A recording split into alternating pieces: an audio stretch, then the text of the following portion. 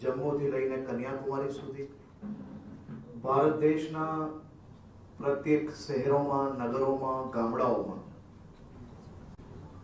એક પછી એક મહત્વના વિકાસ કાર્યો એ ગામડાઓ સુધી પહોંચ્યા. દેશના યુવાઓ, મહિલાઓ, વંચિતો, આ તમામ વર્ગ, તમામ સમાજના લોકો માટે અદ્ભુત કાર્ય ભારતીય જનતા પાર્ટીની આદરણીય મોદી સરકાર દ્વારા કરવામાં આવ્યા છે. આપ સૌ જાણો છો કે મોદી સરકાર એટલે ભારત દેશના નાગરિકોની સરકાર છે.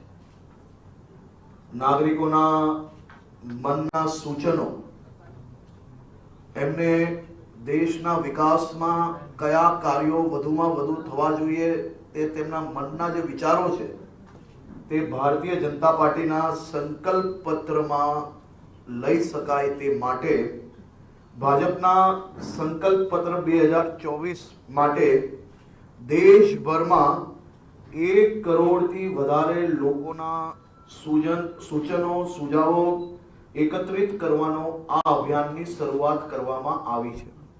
રાષ્ટ્રીય સ્તરે તારીખ 26/2024 ના રોજ ભારતીય જનતા પાર્ટીના રાષ્ટ્રીય અધ્યક્ષ શ્રી જેપી નડ્ડાજીએ ભારતીય જનતા પાર્ટી રાષ્ટ્રીય મુખ્યાલય કાર્યાલયથી આ અભિયાનની શરૂઆત કરાવી. ત્યારબાદ દેશના 37 પ્રદેશોમાં મુખ્યમંત્રી શ્રી, ઉપમુખ્યમંત્રી શ્રી, ભારતીય જનતા પાર્ટીના પ્રદેશ પ્રમુખશ્રીઓ દ્વારા આ અભિયાનની રાજ્ય સ્તરથી શરૂઆત કરવામાં આવી છે. ગુજરાત ખાતે ભારતીય જનતા પાર્ટીના પ્રદેશ અધ્યક્ષ શ્રી સી.આર. પાટીલ સાહેબ દ્વારા ગાંધીનગર કમલમ ખાતે પ્રેસ વાર્તા તેમજ કાર્યક્રમનું લોન્ચિંગ કરવામાં આવ્યું હતું. પ્રદેશ સ્તરે લોન્ચિંગ બાદ તમામ જિલ્લાઓમાં આજે પ્રેસ વાર્તા અને આ કાર્યક્રમનું લોન્ચિંગ કરવામાં આવી રહ્યું છે.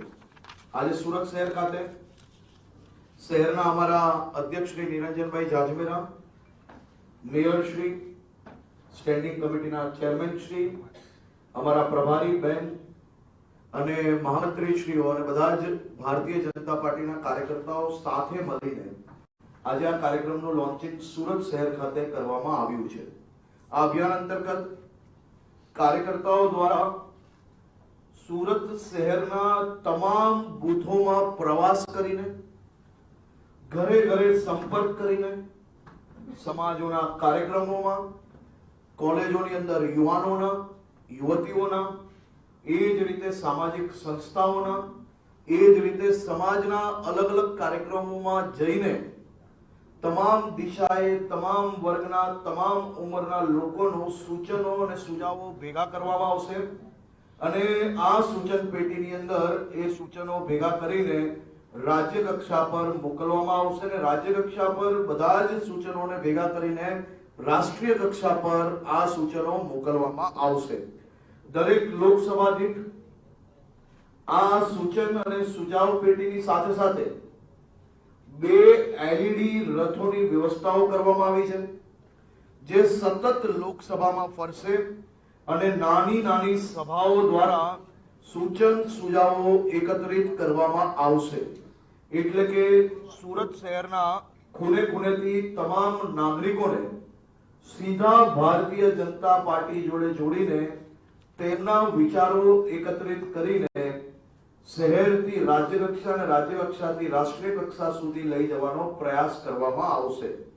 ભાજપના વિવિધ સેલોના માધ્યમથી જિલ્લા સ્તરે તેમજ વિધાનસભા સ્તરે નાની નાની બેઠક કરીને બી આ સૂચનો એકત્રિત કરવામાં આવશે, જેમાં વિવિધ સમૂહ જેવા કે સીએ, વકીલ, શિક્ષણ, ડોક્ટર, આઈટી પ્રોફેશનલ, વેપારી, ખેલાડી, પૂર્વ સૈનિક, સહકાર ક્ષેત્રે જેવા વિવિધ વર્ગના લોકોને બી આ સૂચનના કાર્યક્રમોમાં સમાવી લેવામાં આવ્યા છે. પાર્ટીમાં ચાલી રહેલા અન્ય અભિયાન તેમજ બેઠકોમાં બી ભારતીય જનતા પાર્ટીના બૂથ સ્તરના કાર્યકર્તાઓ, પેજ સમિતિના કાર્યકર્તાઓના બી સૂચનો લેવામાં આવશે અને એ સૂચન બી આ સંકલ્પ પત્રમાં જોડાવા માટે અને સમાવેશ કરવા માટેનો પ્રયત્ન કરવામાં આવશે. સૂચન સૂચાવો એકત્રિત કરવા ડિજિટલ માધ્યમનો બી આ વર્ષે વ્યાપક પ્રમાણમાં આપણે પ્રયોગ કરવાના છે. ભારતીય જનતા પાર્ટી અને ખાસ કરીને દેશના લોકપ્રિય પ્રધાનમંત્રી આદરણીય મોદી સાહેબે હંમેશા ટેકનોલોજીનો વધુમાં વધુ ઉપયોગ કર્યો છે અને એ ટેકનોલોજીનો ઉપયોગ કરીને દેશના સામાન્ય નાગરિકો સરકારના વિવિધ કામો જોડે જોડાઈ શકે, વિવિધ લાભો લઈ શકે યોજનાઓનો. તે માટે વધુમાં વધુ ટેકનોલોજી લાવવાથી ટ્રાન્સપરન્સી બી આવી ને વધુમાં વધુ લોકો એનો લાભ બી લઈ શક્યા છે. આજે ખાસ કરીને સુરત શહેરના નાગરિકોને હું એક નંબર જાહેર કરવા માંગુ છું, જે નંબર પર મિસ કોલ કરીને ખાસ કરીને આપ આપના સૂચન અને સુઝાવ આપી શકશો. એ નંબર છે 9090202024 એટલે કે 90902024. એના ઉપર મિસ કોલ આપીને તમે તમારા સૂચન અને સુઝાવો આપી શકશો. છેલ્લા 10 વર્ષની કેન્દ્ર સરકારની તેમજ રાજ્ય સરકારની સિદ્ધિઓ વિશે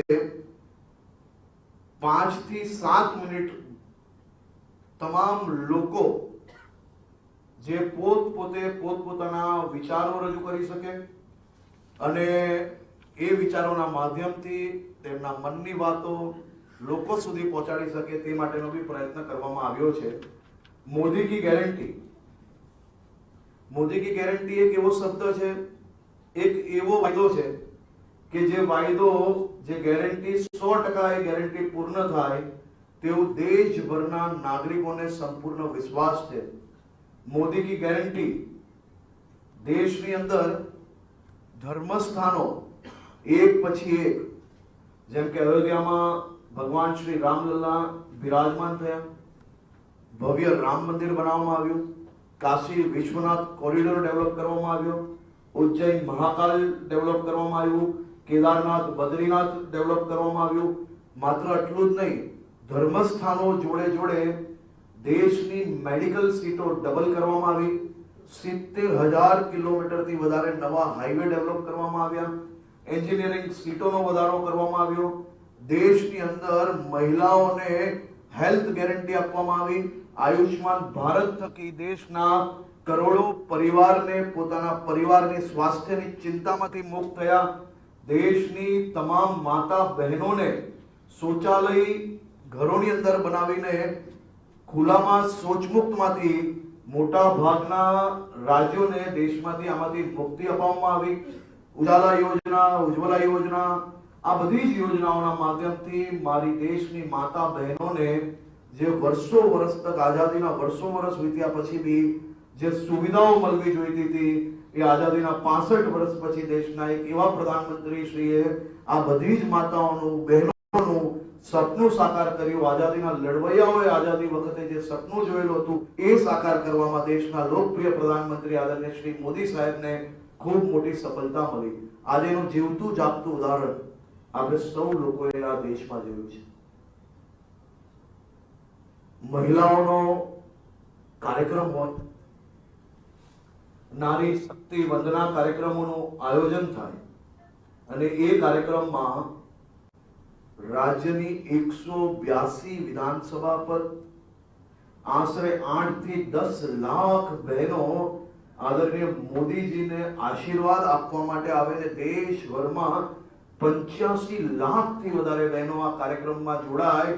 આ દેશના ઇતિહાસમાં સાર્વજનિક જીવનનો સૌથી મોટો મહિલાઓનો કાર્યક્રમ આજે મોદીજીના માર્ગદર્શનમાં આયોજન કરવામાં આવ્યું અને નારી શક્તિને વંદના કરવાનો કાર્યક્રમમાં આજે ખાસ કરીને ગુજરાતની અંદર ખૂબ મોટી સંખ્યામાં બહેનો આ કાર્યક્રમમાં હાજર રહીને નારી શક્તિ વંદના કાર્યક્રમને ખૂબ મોટું સફળ બનાવ્યું.